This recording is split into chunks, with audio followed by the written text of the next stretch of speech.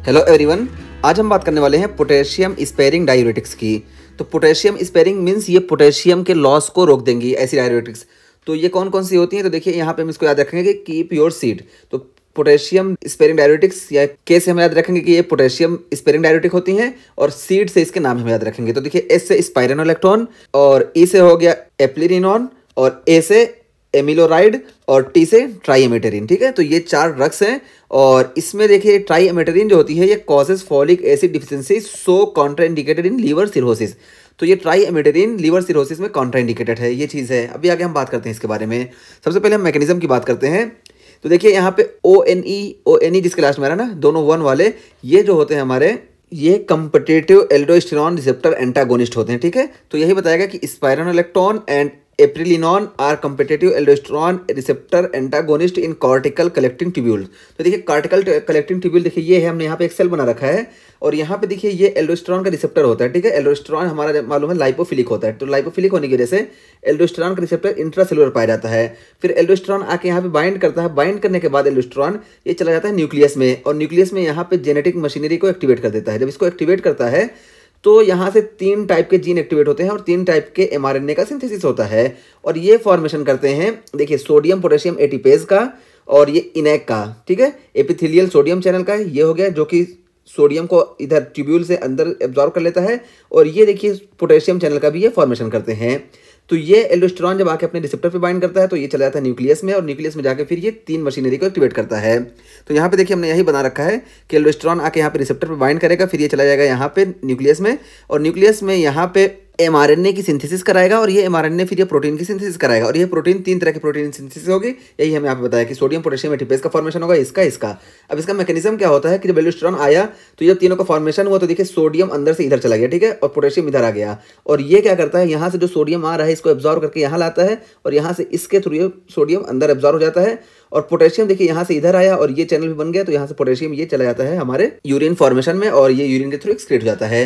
लेकिन जब हम ये स्पाइरेनोलेक्टोन और ये एप्रिलिनॉन ये दोनों 1 वाली ड्रग देते हैं, तो एल्डोस्टेरॉन जो आके यहाँ पे अपने रिसेप्टर पे बाइंड करने वाला होता है ना, बाइंड नहीं कर पाता है, क्योंकि यहाँ पे स्पाइरेनोलेक्टोन आके बाइंड कर लेती है और इसको इनहिबिट कर देती है इस रिसेप्टर को। तो यहाँ एल्डोस्टेरॉन आएगा लेकिन यहाँ पे बाइंड नहीं कर पाएगा। इस वजह से ये जो एक्शन था ना, ये जो पोटेशियम लॉस हो रहा था, सोडियम एब्जॉर्ब हो रहा था, ये नहीं हो पाएगा, ये सारा जो है ये नहीं बनेगा। इस वजह से पोटेशियम जो होगा लॉस नहीं होगा, इसी वजह से इसको हम बोलते हैं पोटेशियम स्पेयरिंग डायूरेटिक्स।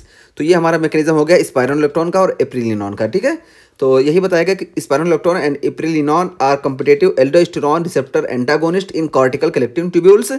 और उसके बाद फिर ट्राईएमेटेरिन के बारे में बताया जा रहा है कि देखिए triamterene and amiloride block sodium channel at the same part of the tubule. तो इसी सेल में, यानी यहीं पे जो कॉर्टिकल कलेक्टिंग ट्यूब्यूल है, यहीं पे ट्राईएमेटेरिन और एमाइलोराइड ये सोडियम चैनल को ब्लॉक कर देता है। तो जो इनैक है ना, ये देखिए ये इनैक एपिथेलियल सोडियम चैनल इसको ब्लॉक कर देता है। जब इसको ब्लॉक कर देगा तो इधर से सोडियम आएगा नहीं, यहाँ नहीं जाएगा, और जब यहाँ सोडियम नहीं आएगा तो यहाँ से सोडियम इधर नहीं जाएगा, जिसकी वजह से पोटेशियम इधर नहीं आएगा, और जब पोटेशियम इधर नहीं आएगा तो पोटेशियम यहाँ कैसे जाएगा। इस वजह से ये भी पोटेशियम स्पेयरिंग डायूरेटिक है। ठीक है, तो पोटेशियम स्पेयरिंग डायूरेटिक्स के 2 मैकेनिज्म होते हैं। एक तो एल्डोस्टेरॉन रिसेप्टर एंटागोनिस्ट होते हैं, जिसमें ये दोनों हमारे याद रहते हैं, जिसके आखिर में 1 है, और एल्डोस्टेरॉन में भी 1 है, इससे हम याद रखेंगे। और दूसरी ये होती हैं जो इस सोडियम चैनल यानी इनैक चैनल को ब्लॉक कर देती हैं, इसमें एमाइलोराइड है और ट्राईएमेटेरिन है। ठीक है, तो ये हो गई हमारे, तो ही बताया गया कि triamterene and amiloride block sodium channel at same part of the tubule. तो ये हमारा मैकेनिज्म हो गया। अब क्लिनिकल यूज़ की बात करते हैं हम। तो देखिए क्लिनिकल यूज़ में सबसे पहले हाइपर एल्डोस्टेरोनिज्म। तो हाइपर एल्डोस्टेरोनिज्म में हम इसको देंगे ही, क्योंकि जब हाइपर एल्डोस्टेरोनिज्म होगा तो बहुत ज़्यादा एल्डोस्टेरोन का फॉर्मेशन होगा, इसकी वजह से ये तीनों चैनल बहुत ज़्यादा बनना चाहेंगे, जिसकी वजह से सोडियम बहुत ज़्यादा एब्जॉर्ब होगा, पोटेशियम लॉस होगा। तो इस कंडीशन में हम क्या करते हैं कि इस पोटेशियम स्पेयरिंग डायूरेटिक को दे देते हैं, जिस वजह से ये पूरा मैकेनिज्म इनहिबिट हो जाता है। या तो स्पाइरोनोलेक्टोन देंगे तो यहाँ पे इसका रिसेप्टर ही ब्लॉक हो जाएगा, जिसकी वजह से तीनों का फॉर्मेशन नहीं होगा, और ये देंगे एमाइलोराइड और ट्राईएमेटेरिन तो ये चैनल ब्लॉक हो जाएगा, जिसकी वजह से ये प्रॉपर काम नहीं कर पाएगा, इस वजह से पोटेशियम लॉस नहीं होगा। तो पहला यूज़ हो गया। हार्ट फेलियर में भी यही है कि यहाँ से वाटर एब्जॉर्ब नहीं होगा सोडियम के साथ, तो हार्ट फेलियर में भी हम दे सकते हैं। ठीक है, ताकि हाई आउटपुट कार्डियक फेलियर ना हो। और हिपैटिक एसाइटिस में भी हम देते हैं, और हिपैटिक एसाइटिस में स्पाइरेनोलेक्टोन हम देते हैं। और यही स्पाइरेनोलेक्टोन देखिए ड्रग ऑफ चॉइस है रेजिस्टेंट हाइपरटेंशन की। ठीक है, तो ये एसाइटिस की भी ड्रग ऑफ चॉइस है स्पाइरेनोलेक्टोन, और रेजिस्टेंट हाइपरटेंशन की भी ड्रग ऑफ चॉइस है स्पाइरेनोलेक्टोन। और उसका फिर अगला यूज़ है नेफ्रोजेनिक डायबिटीज़ इंसिपिडस। तो नेफ्रोजेनिक डायबिटीज़ इंसिपिडस मीन्स यहाँ नेफ्रॉन में प्रॉब्लम है, और यहाँ पे ADH वर्क नहीं कर पा रहा है, जिसकी वजह से वाटर एब्जॉर्ब नहीं हो रहा है। तो इस कंडीशन में भी हम जो है एमाइलोराइड देते हैं। और एमाइलोराइड देने का हमारा मेन मकसद क्या होता है कि यहाँ से जब सोडियम नहीं एब्जॉर्ब होगा तो हमको हाइपर नाइट्रीमिया नहीं देखने को मिलेगा। इस वजह से हम नेफ्रोजेनिक डायबिटीज इंसिपिडस में एमाइलोराइड देते हैं। और ये एमाइलोराइड ड्रग ऑफ चॉइस है लिथियम इंड्यूस्ड डायबिटीज इंसिपिडस की। तो ये दो चीज़ हम यहाँ बता दिए।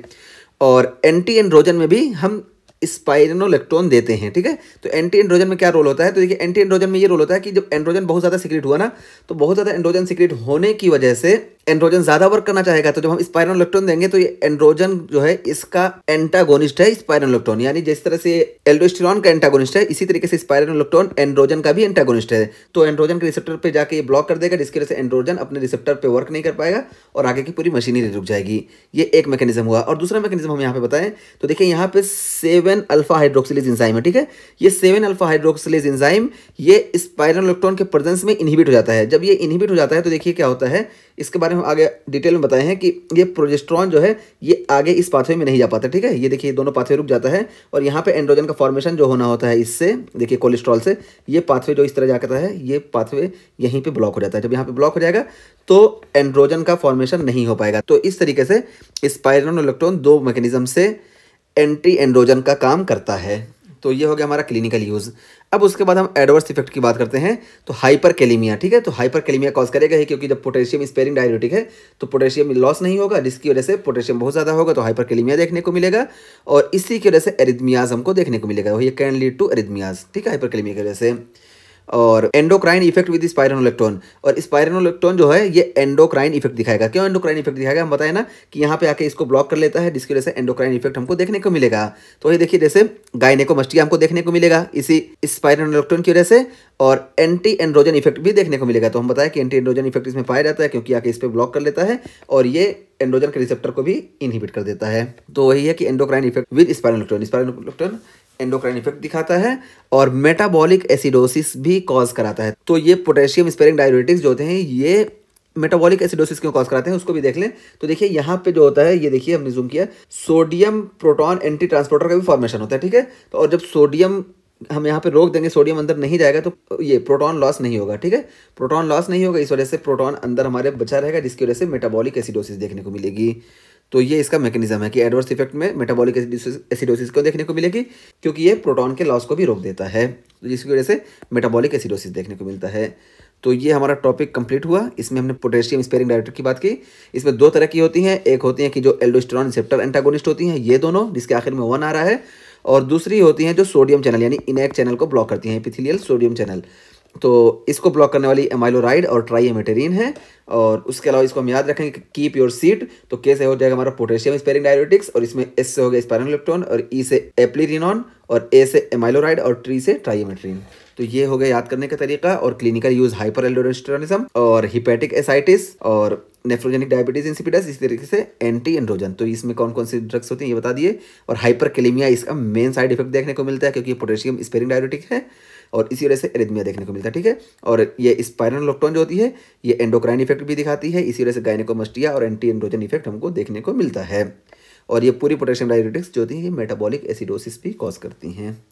और हमको मालूम है कि ये एल्डोस्टेरॉन जो होता है ये लाइपोफिलिक होता है, इस वजह से इसके रिसेप्टर जो होते हैं ये हमारे सेल के अंदर होते हैं, ठीक है, इंट्रासेलुलर। तो यहाँ पे आके बाइंड करता है, उसके बाद फिर ये न्यूक्लियस में जाता है, यहाँ पे मशीनरी को एक्टिवेट करता है। और यहाँ पे एक बात और बता दें कि ये जो पोटेशियम स्पेयरिंग डाययूरेटिक्स हैं ये कॉन्ट्राइंडिकेटेड होती हैं विद ACE इनहिबिटर्स, ठीक है। ACE इनहिबिटर्स के केस में ये पोटेशियम स्पेयरिंग डाययूरेटिक्स ये कॉन्ट्राइंडिकेटेड होती हैं।